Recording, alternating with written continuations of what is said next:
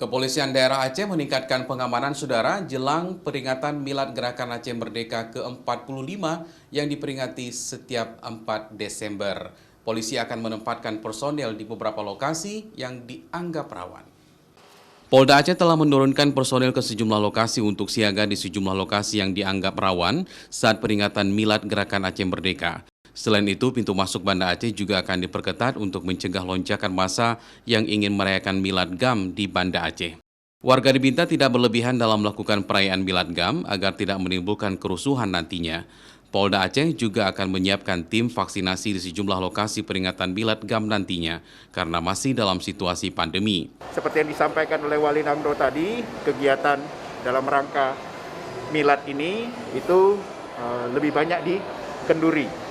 Nah, kita melakukan kegiatan pengamanan sekaligus kita akan membuka gerai vaksin di tempat-tempat kenduri yang dilaksanakan dalam rangka Milad.